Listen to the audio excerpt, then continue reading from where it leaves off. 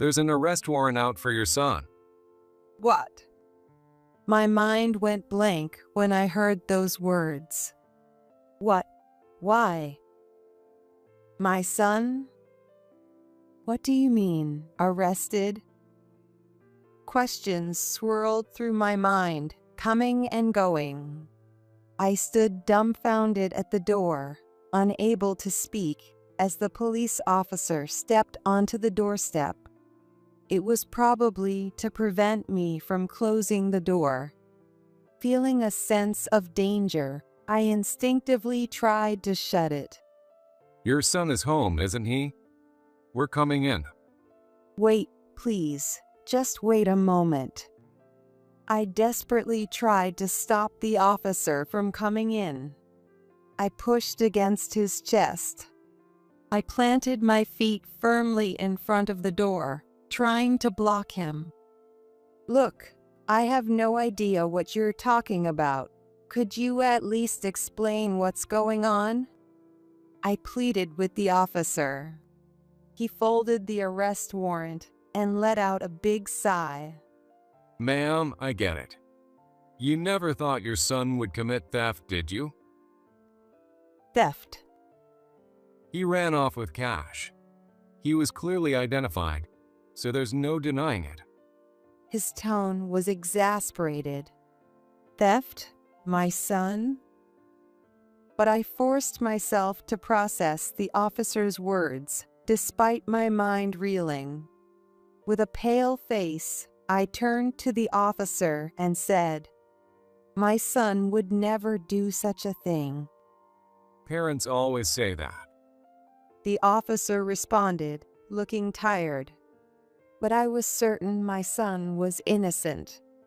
Because I'm just an ordinary housewife, Mary Smith, 50 years old.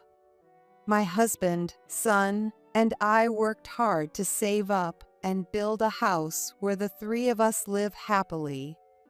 The three of us get along great and enjoy our days together. I was in the middle of a happy life, or so I thought. But now, I was feeling a bit tired. Lately, things haven't been going well, and whenever I'm alone, all I can think about is how hard everything is. Oh, I need to take care of that too. Even when I was alone, I couldn't help but say out loud all the things I needed to do. Ugh, maybe I can do it later. I tried to escape reality by lazily turning on the TV at home. When my mind isn't working, I should take a little break. My body feels tired too. Making excuses to myself, I watched a soap opera. But even then, I couldn't really focus on the show, and my mind stayed blank. Out of the corner of my eye, I could see various certificates and trophies lined up. My son, Michael, had won numerous awards in soccer. I was really proud of him. While I was thinking about that, ding dong. Oh, yes, coming. The doorbell rang. I turned down the volume on the TV and got up from the couch. Maybe my mother-in-law sent something again, or maybe it's something I ordered online. Sometimes my mother-in-law sends us vegetables without notice. She finds it a hassle to call each time, so she sometimes sends them without any warning. But lately, my son has been doing a lot of online shopping. My husband picked up the habit and has also started shopping online. That might be the case. Thinking about that, I headed to the door without any caution.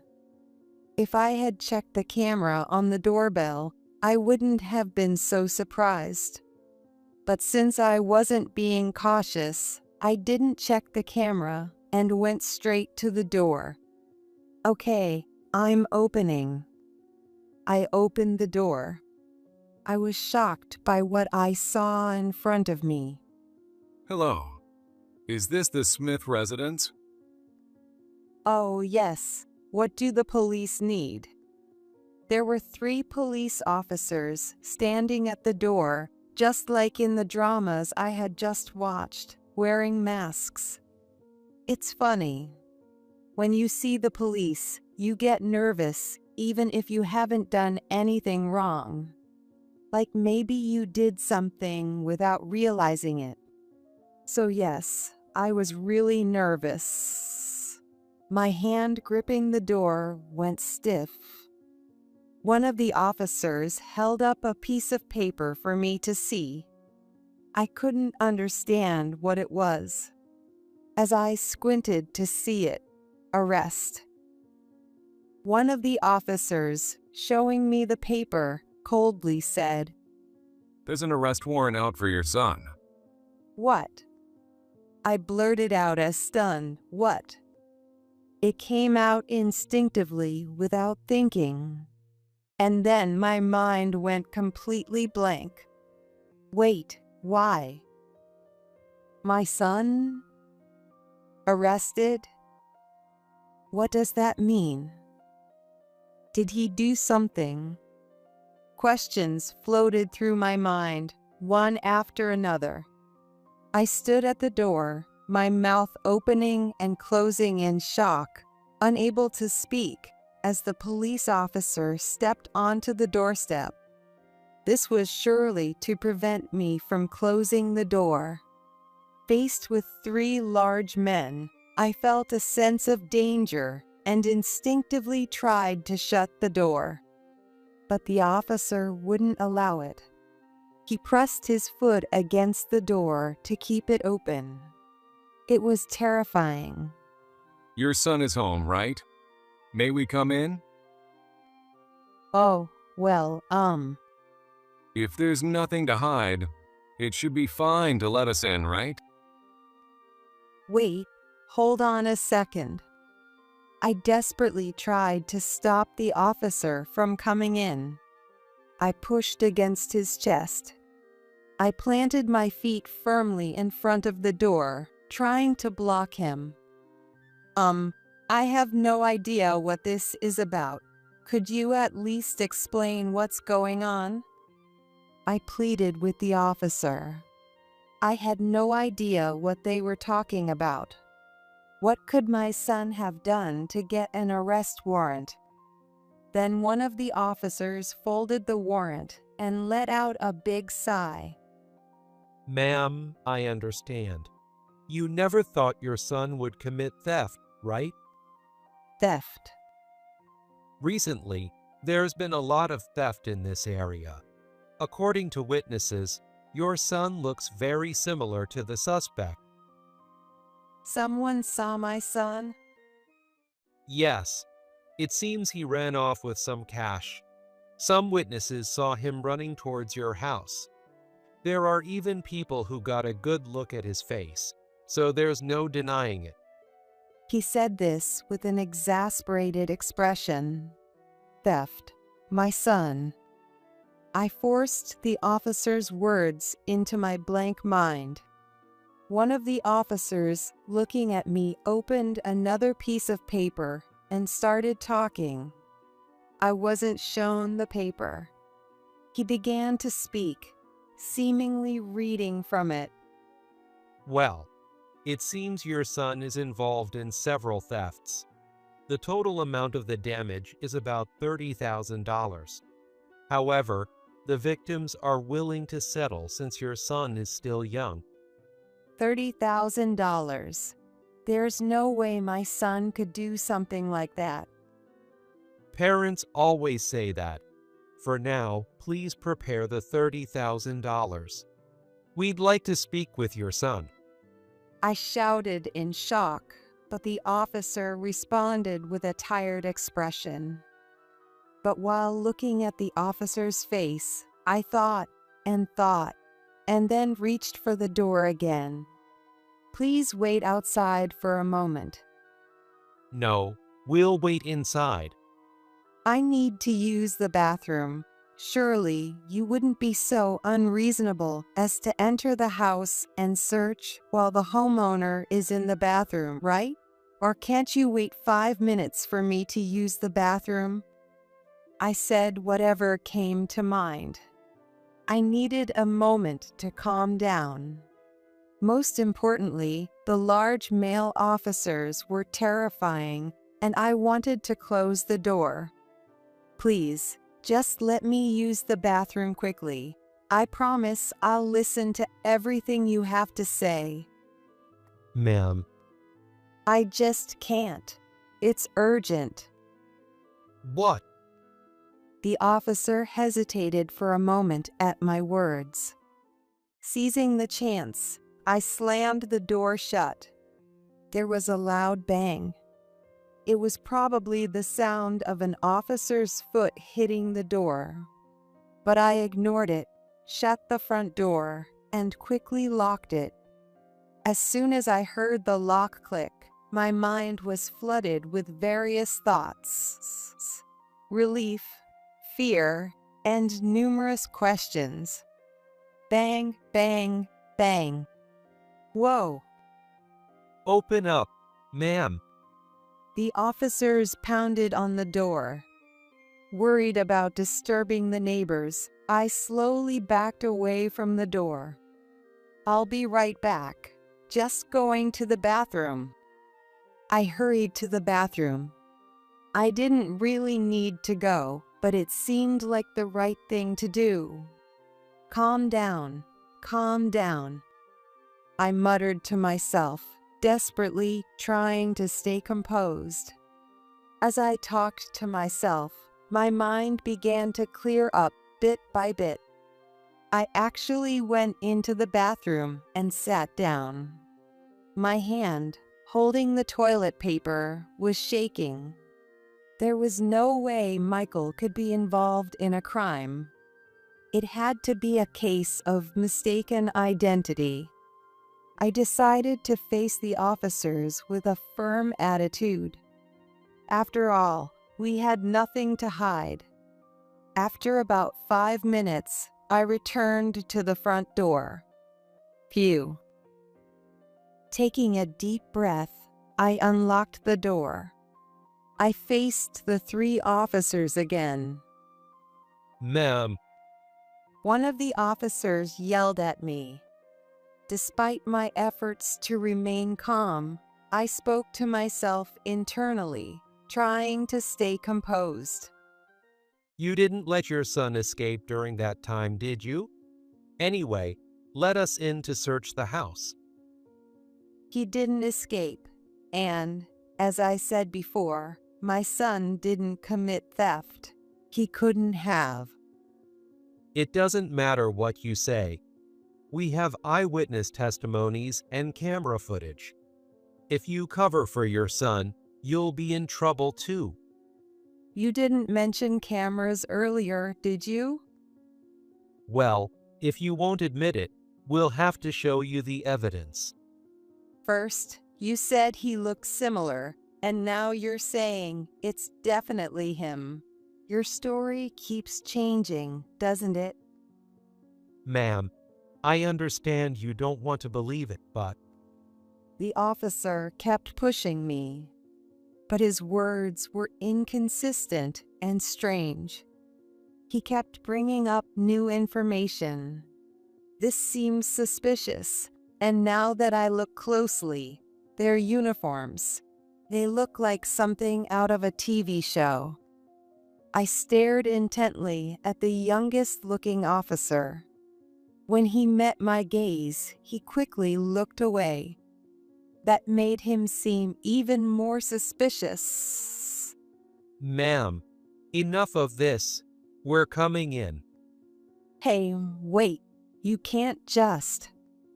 The largest and oldest-looking officer, frustrated with my refusal to let them in, pushed me aside and entered the house.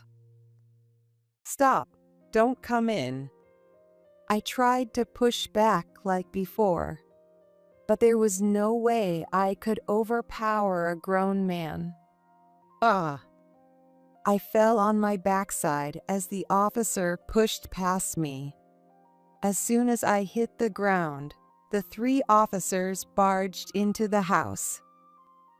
I quickly got up, rubbing my sore bottom. I rushed after the officers who were heading further into the house. "Hey, you can't just come in like this, and don't touch that," I shouted at the officers. But my words fell on deaf ears as the 3 officers opened and closed every drawer in the kitchen and living room, rummaging through everything. Seeing them touch and mess with everything made me feel sick. I said, "Stop, hey." One officer was opening the drawer where I kept my precious wedding ring. I rushed over and slammed the drawer shut. Bang! The loud noise echoed. "There's nothing here. You can't just invade someone's home and open all their drawers."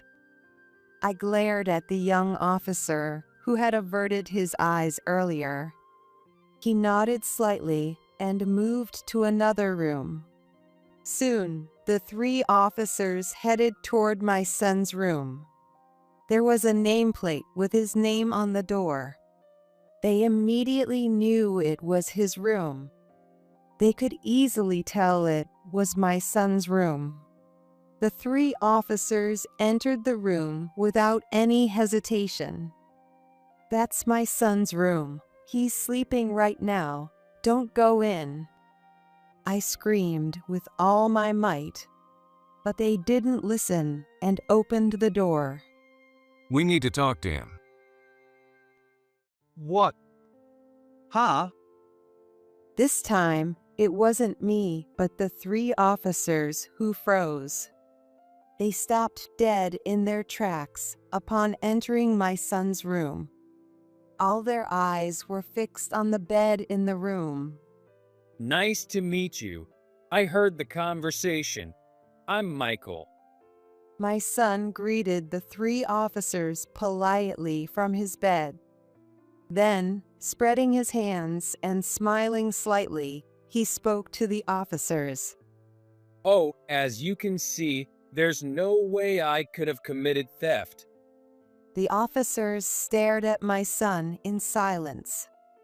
He was lying in a hospital bed with a special mattress to prevent bed sores. Next to the bed was a wheelchair. There were lots of towels and a call button. In front of them was my bedridden son. The officers were shocked. Oh, well. Sorry. It seems we made a mistake. The officer who had been speaking threateningly to me gave a strained smile. My son also smiled a little. "Yeah, I thought so. Glad to hear it. I can't move my lower body, so it's kind of impossible for me to commit theft and run away." He pointed to his wheelchair. The officers nervously glanced at it. "I need someone's help just to get into that. I can't even go outside on my own." Oh, I see. Sorry for the mistake. We'll just. The officers began to apologize and prepared to leave. I felt a surge of anger and clenched my fists, ready to say something. But then, one of the officers didn't leave my son's room. Instead, he approached my son. What happened to you? What happened to you? "Huh? Is that you, Alex?" My son Michael looked at the approaching officer with a happy expression. I turned around, surprised. It was the youngest officer. When he raised his face to get a good look at my son, I realized it was Alex, Michael's old classmate. "Oh my, Alex." I was so surprised. Alex Peterson. He was Michael's friend from elementary school. They were also soccer buddies. In elementary school, Michael and Alex were on the soccer team together. They both loved soccer and practiced together almost every day, always coming home together. They were that close. We used to talk about how they would probably join the soccer club together in middle school. But then Alex had to move away. His family had to relocate due to his parents' work, and they had to say goodbye. The sudden move left no time to exchange contact information, and they lost touch. I followed your soccer career. I saw you in magazines after you got into college. So, what happened? Alex looked at Michael with a face that had gone from pale to white. He had a look of disbelief. Seeing Alex's expression, Michael pulled back the blanket. There were his legs, now immobile. I was in an accident about a month ago. Now I'm paralyzed from the waist down. He smiled faintly, looking a bit sad. Alex stared at him with a pained expression. Noticing this, Michael covered his legs again and gave a big, forced smile. But enough about that. It's been so long. You became a cop. What about soccer? Did you quit? Alex's face grew complex.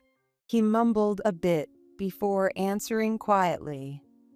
I'm not as talented as you, and things were tough at home.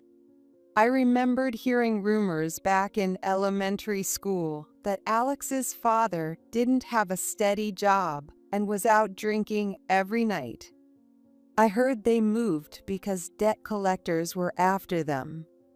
Michael, now sitting up, spoke eagerly. What are you talking about? You always worked hard. I was always jealous of you. You never gave up, and that was so cool. I was able to do my best thanks to you. That's not true. But now you're working hard as a police officer. Seeing you gives me strength. I see. I should get back to it. Hey, let's play soccer again sometime. Where do you live now? Even though I'm like this, I can still play soccer as a disabled person.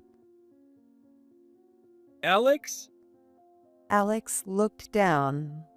His face was pale. Michael leaned in to check on him. Hey, are you okay, Alex? Ugh. Hey, Alex. Tears began to drip onto the floor. Alex started crying as he looked at Michael. Hey, what's wrong? Michael tried to talk to him, but Alex was too overwhelmed to respond and was struggling to hold back his sobs. Meanwhile, the other two officers quietly slipped past me. Where are you going?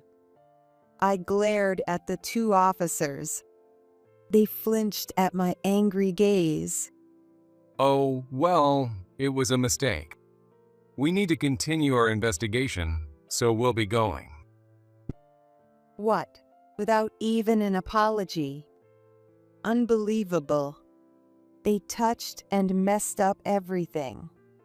I was about to shout at them when it happened. I quit. Alex raised his head and faced the two officers. Tears were still in his eyes, but he glared at them with determination. What? You can't just quit now. You're the one who said this place was rich. You know this is wrong. I'm telling the police everything. What? You little. An argument broke out between the officers. One of them angrily marched toward Alex. Bang. Hey, stop it. I tried to stop him, but it was no use. I was too scared to move, and only my voice responded. The officer threw a punch at Alex. His face turned bright red from the hit. Alex staggered and fell to the floor, but the other officer kicked him. Ugh. Then you pay the money. Pay your dad's debt. Got it? Bang! Slam! The two big men continued to hit and kick him. I was too shocked and scared to stop them. After a while, they finally let Alex go. Even clutching his stomach, Alex looked up at them and said he would turn himself in. I'm turning myself in. I'm sorry, Michael. I'm not the person you used to know. I've always been jealous of you. I don't have any talents, a good family, but I hate myself for using that as an excuse to do terrible things. You. One of the officers raised his hand to hit Alex again when Hands up! What? everyone turned to look. I felt relieved and my legs gave way when I saw who had arrived. Back off. Now. Ma'am, are you all right? An officer, showing his badge, entered. He quickly restrained the fake officers with practiced ease. He was a real cop. I'm sorry we took so long. Are you and your son okay? Oh, yes, we're fine. Somehow. The truth was, I had called the police while I was in the bathroom. I suspected something was off with the 3 people claiming to be police officers. So I decided to call the police myself. Ouch. Stay still. The fake officers were being taken away. They struggled, but the real police restrained them efficiently and swiftly escorted them out of the house. They also helped Alex, who was lying on the floor in pain, to stand up and let him out. Alex complied without resistance. Alex, Michael called out. Alex stopped and looked at Michael and me. Then he bowed his head as low as he could. I'm sorry. He said, and was taken away by the police. Michael watched until Alex was out of sight. That day, we were questioned and cleaned up the house while waiting for my husband to return. Even though he was busy and worked far away, he rushed home as soon as he could. He kept apologizing for not being able to respond immediately, but I told him not to worry since everything turned out okay. A few days later, Alex was the only one of the 3 who confessed everything to the police. It turned out they were connected through high school. There had indeed been a series of thefts in this area, and it turned out that these thefts were their doing. They targeted wealthy homes, tricking parents into thinking their children were involved and extorting money from them. The arrest warrants were forgeries, and the police uniforms were just costumes. Most parents panicked upon hearing about theft and seeing the police uniforms, making it easy to deceive them. However, this time, their scheme was exposed, and they were caught. As for Alex, he initially worked hard to repay his father's debts.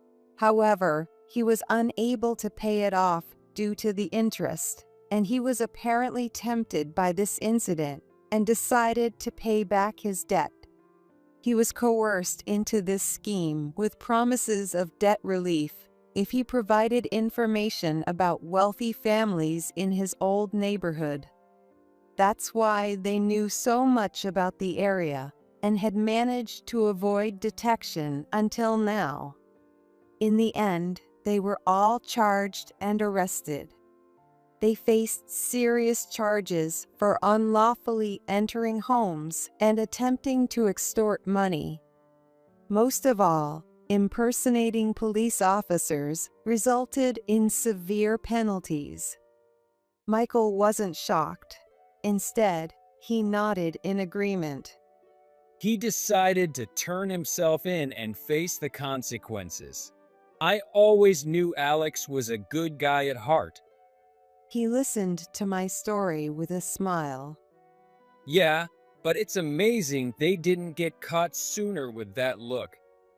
Did you know from the start, Michael? Well, it's hard to believe someone who isn't fit could be a cop. Alex was in much better shape back then. Seeing him now, it was obvious it was a lie. Michael had been observant. When I asked him later, he said he noticed that Alex kept his head down and avoided eye contact. And although his voice had changed, it still sounded like Alex. He had felt suspicious about many things. I wonder how long it will take for him to come back. It hasn't been decided yet. It's okay. No matter how long it takes, he can reform. I know he can. He's still the same person he was. Michael said firmly. A month later, I brought breakfast to Michael's room. Good morning, Michael. Good morning, Mom. Did you get one today? Michael asked about something else before breakfast. Smiling, I handed him a letter.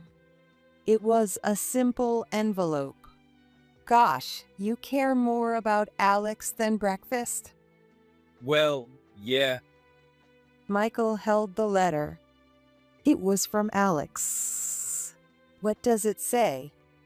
He wants to play soccer together. He's been exercising over there too. It seemed like a cheerful letter had arrived. Seeing my son read the letter with a happy face made me smile too. Beside him was a new wheelchair, different from the one before. It was for playing soccer. Michael decided to start practicing soccer in a wheelchair. He began training for power soccer, a version of soccer for electric wheelchair users. After he decided to play soccer with Alex again, Michael immediately told me and his father about it. He was eager to play soccer in a wheelchair. He was full of motivation. Seeing my son like that made me decide. There are tough times and things that don't go well, but it's not just me. Even my always smiling son must have his struggles. Yet he keeps moving forward with a positive attitude, and that inspired me. I decided to live my life to the fullest too. Today, I felt like I could do anything I set my mind to.